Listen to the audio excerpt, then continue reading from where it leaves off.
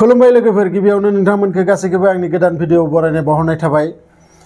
सासे लाइमोन बिमायलानाव आलासि जानो थांदोंमोन आरो गोबाव सम थानायनि उनाव बिमायलानिफ्राय न'आलागै फैनो थाखाय ट्रेन स्टेशनाव थांदोंमोन आरो बै ट्रेन स्टेशनना नामानो जाबाय भिंड होननाय। बे भिंडआ मध्य प्रदेशनि गंसे स्टेशन आरो बै स्टेशनाव जाय ट्रेनखौ बै लाइमोना नेबायदोंमोन बै ट्रेना जाबाय कोटा इटावा एक्सप्रेस आरो बै ट्रेना थिग टाइमावनो सफैयो आरो सफैनाय लोगो लोगो बै लाइमोना बै ट्रेननि गंसे डाब्बायाव गाखोयो आरो गाखोनायनिफ्रायनो जेब्ला ट्रेना सलायो अब्लानिफ्रायनो सासे सेंग्रा गथ'आ बै लाइमोनखौ जोबोद डिस्टार्ब होयो, बिखौ आखाइ सुहैयो बा गोबां खुगानि रावजों रायो आरो लोगोसे बिदिनो जंखायबाय थायो बिखौ। आरो बै गथ'आ सह्य खालामनो हायियाव बै दाबानिफ्राय गुबुन मोनसे दाबायाव बियो बाख्लायलाङो। नाथाय बै सेंग्राया बिनि उन उन थांनायखौ गारा आरो बिनि उन उन थांनानै बै दाब्बायावबो थांनानै सेम बेबहार बिजों खालामहैयो। आरो दसे उनाव बै गथ'आ बिखौ माबाफोर निसा गोनां मुलि दौनानै बिखौ सेन्सलेट खालामो आरो सेन्सलेट खालामनायनि उनाव बै गथ'आथ' जेबो मिथिलानो। नाथाय बै गथ'आ पुलिसनो बुंनाय बायदि बै गथ'खौ बिथांमोना थाइसे जायगायाव लाना थाङो, जायखौ किडनेप खालामना लांनायबो नोंथांमोना होनजागोन, मानोना बे गथ'खौ सेन्सलेट अबस्थायाव गुबुन जायगायाव लाना थांदों, गतिके बिखौ नोंथांमोना किडनेप होनबाबो जागोन। आरो बिखौ लाना थांनानै बेयाव आरोबाव साब्रै साबा लोगो नांनानै बिसोरो बै लाइमोनखौ गेंरेप खालामो आरो बै जाथाया जालांदो थांनाय 12 अक्ट'बर खालि आरो 13 अक्ट'बर खालि बिमा बिफा आरो बै लाइमोनजों लोगोसे पुलिस स्टेशनाव थाङो। थांनानै बै पुलिस स्टेशनाव बिथांमोना एफआइआर लिरो। एफआइआर लिरनानै दाबो पुलिसफोरा नागिरगासिनो दोङो बै सेंग्राया सोर आरो बेजों लोगोसे सोर दोंमोन। नाथाय बै लाइमोना जेबोखौनो मिथिया, अबेयाव लाना थांदोंमोन बा अबेयाव बिखौ लांनानै बेफोरबायदि खामानिखौ जाफुंहोदो बिसोरो बेफोरखौ जेबोखौनो मिथिया, मानोना बै समाव बियो सेन्सलेट जानानै दंमोन। आरो बिखौ थर मोननायनि एसे सिगांनो गुबुन जायगायाव लाबोनानै गारनानै थाङो बिसोरो।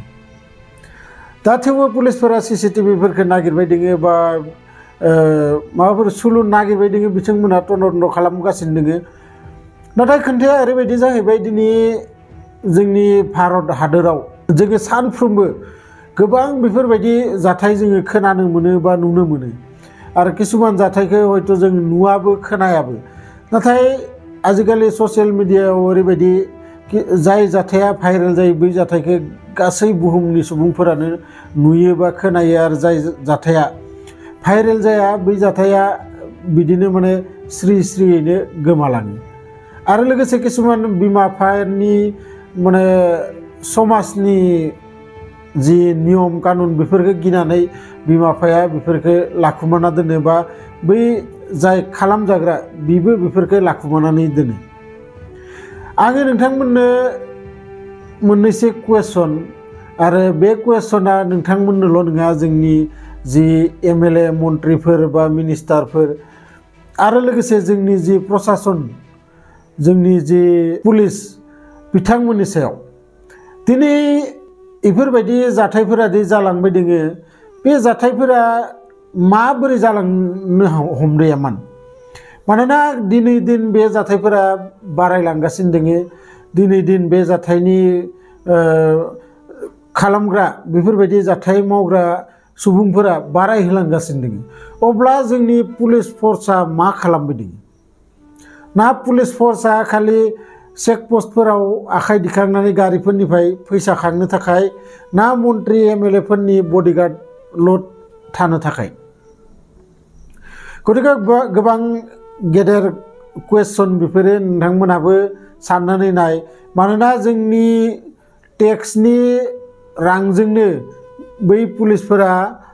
दरमाहा मोनो, बै पुलिसफोरनो जि फेसिलिटि होयो गासैखौबो जोंनि टेक्सनिफ्रायनो बिथांमोना मोनो। आरो लोगोसे बै मन्त्रि एमएलएफोराबो जेसेबां दरमाहा मोनो जेसेबां बिथांमोना फेसिलिटि मोनो बै गासैबो जों हरनाय जों जनसाधारना हरनाय टेक्सनिनो रां गतिके बिथांमोना जनसाधारननि थाखाय माबाफोर मोजां खामानि मावदो नामा आरो जुदि मावदोबा बेफोरबायदि जाथाया मानो जालांगासिनो दङ नोंथांमोना कमेन्ट्स बक्सआव लिरो नोंथांमोना गोसोआव मा सानो बा नोंथांमोना बेफोरखौ माब्लाबा साननानै नायदोंना नायाखै दिनै सलायबाय थानाय ट्रेन गंसेयाव बेफोरबायदि जाथाय जालांदो माब्लाबा जोङो सलायबाय थानाय बासाव बेफोरबायदि जाथाय खोनायो आरो नोंथांमोना गासैबो मिथिगौ कलकातायाव गंसे हस्पिटालाव इमान गेदेर जाथाय जालांदो साननैसो सिगां नगावआव आसामनि टिउसननिफ्राय फैबाय थानायाव सासे गथ'खौ बेफोरबायदि जाथाय मावदों आरो लोगोसे नै साननैसो सिगां आरोबाव कलकातायाव टिउसन फरायनानै फैबाय थानाय 9 बैसोनि सासे लाइमोनखौ बेफोरबायदि जाथाय जाहोफुंदो बिथांमोना गतिके बै डाकाइतफोरा बेफोरबायदि बदमासफोरा आसलते मायाव थायो बिसोरखौ पुलिसफोरा नुवा नामा दिनै जोबोद गेदेर घटना बेबो नोंथांमोनाबो साबधान थानाया मोजां सब समावनो आजिखालि बै पुलिसफोरनि सायाव फोथायनानै जेबो लाब गैया आंनिबाथाय मानोना बिथांमोननि सायाव फोथायनोबाथाय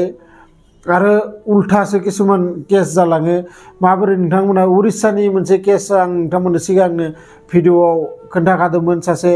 आर्मि मेजर आरो आर्मि मेजरनि हिनजावखौबो बिथांमोना माबोरै एफआइआर लिरनो थांनायाव बिसोरखौनो उल्थायै जेलाव सोना दोनोमोन बेफोरबायदि गोबां जाथाय जालांगासिनो दङ जायफोरा आसलते जानाङामोन दाख्लै बै 9 बैसोनि कलकातानि जि लाइमोनमोन टिउसननिफ्राय फैनायाव बिखौ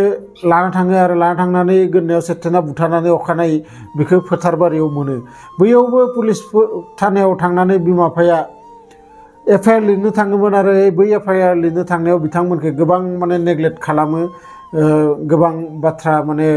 खोनासंहोयो गतिके बेफोरबायदि थाखायनो आजिखालि पुलिस थानायाव बा बेफोरबायदि किसुमान जाथाय जाबाथाय पुलिसनियाव एफआइआर लिरनो थांनो मानसिफोरा गिग्रा जाबाय जायखिजाया आं बे भिडिअखौ लाबोदों नोंथांमोना जाहाथे साबधान थायो मानोना निजे साबधानबानो सब माने मोजां बेफोरबायदि दिनै बै गथ'आ हयथ' ट्रेनाव गंसे दाब्बानिफ्राय आरोबाव गंसे दाब्बायाव थांदोंमोन नाथाय बे जुदि एसे भिर जायगायाव थाहैयोमोन बा बै गथ'आ बेफोरबायदि बेखौ जंखायबाय दोङो बा एदावबाय दोङो बै जाथायखौ जुदि सोरनिबा सिगाङाव खोन्थाना लानायमोनबा बेयावनो बै गथ'खौ बुग्लिजोबगौमोन मानोना गासैबो सुबुंफोरा एखे नङा थेवबो बैयो हिनजावसा गथ' लाजिनानै बेफोरखौ बुंनो हायासै आरो हायैनि थाखाय दिनै इमान गेदेर मोनसे केस जालांदो जायखिजाया भिडिअखौ मोजां मोनदोंबाथाय लाइक मोनसे खालामना हो आरो जुदि माबाफोर बे भिडिअनिफ्राय माबाफोरबो जुदि एसेमान नलेज मोनदों बा बे जाथायफोरखौ गुबुनखौबो मिथिहोनो लुगैदोंबाथाय गुबुनजों शेयार खालामलाय बे भिडिअखौ आरो लोगोसे जायफोरा आंनि चेनेलाव गोदानै फैदो चेनेलखौ साबस्क्राइब खालामना लाबानो जाबाय मानोना आं बेफोरबायदि भिडिअ नोंथांमोननि थाखाय लाबोगासिनो थायो लोगो मोनगोन बिदिनो मोनसे इन्टारेस्टिं भिडिअ लानानै नेक्स्ट भिडिअआव गोजोन्थों।